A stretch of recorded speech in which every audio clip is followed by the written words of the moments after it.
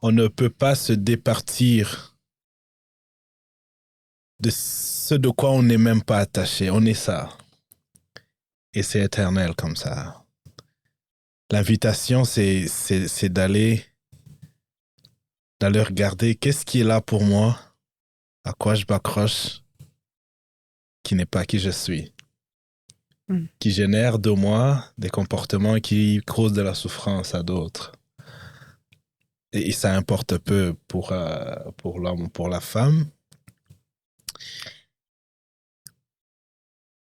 Mais qui également nous apporte dans des états de douleur et de souffrance à nous-mêmes également, dans notre relation à l'autre, mais dans l'état dans lequel, dans des états d'anxiété, de peur profonde.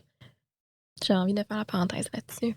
Les dommages sont énormes. Je vais donner un fait comme ça rapidement, puis on peut partir de là. Je me souviens, j'ai amené un jeune frère à l'hôpital, puis il devait recevoir une piqûre. Et puis je le regardais droit dans les yeux. Je lui disais, tu es un garçon, ça ne pleure pas. Moi, j'ai programmé ces bonhommes à être un garçon selon l'image que j'avais de qui un garçon est. Donc, j'ai insisté. Je dis, regarde-moi dans les yeux, regarde-moi très bien. T'es un garçon et ça ne pleure pas. Et puis, l'infirmière faisait son travail. Et puis, il n'a pas pleuré. Et puis là, j'ai soulevé, je l'ai félicité. C'est comme ça, un garçon, ça ne pleure pas. Jusqu'à ce que, en 2019, je me trouve dans un cabinet d'Anne-Hélène. J'ai dit, je veux apprendre à pleurer. Je veux apprendre à pleurer. Mais ça aura duré en 2020. Ça aurait plus de 30 ans avant de venir à ça.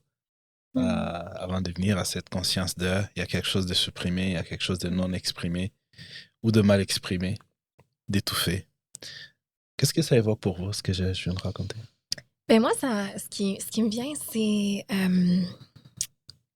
l'intimité relationnelle à développer avec un partenaire, justement, quand on se permet d'aller dans ces zones de vulnérables puis de les vivre avec soi, mais avec l'autre aussi. On dirait, je sais pas, vous regardez, je veux vous en regarder tous ensemble.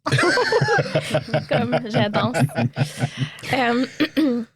Puis, une chose que, ben, comme si vous suivez le podcast, vous savez que je travaille majoritairement avec des femmes, mais une des choses qui est le plus évoquée dans mon bureau, c'est mon partenaire, il est là, mais je me sens pas proche émotionnellement avec lui. Et c'est comme, on me dit qu'il y a ce manque de proximité émotionnelle. Ça me fait penser à ça. Une distance émotionnelle. Exactement. On dit il n'est pas émotionnellement disponible. Qu'est-ce que ça évoque pour toi, Yasmine?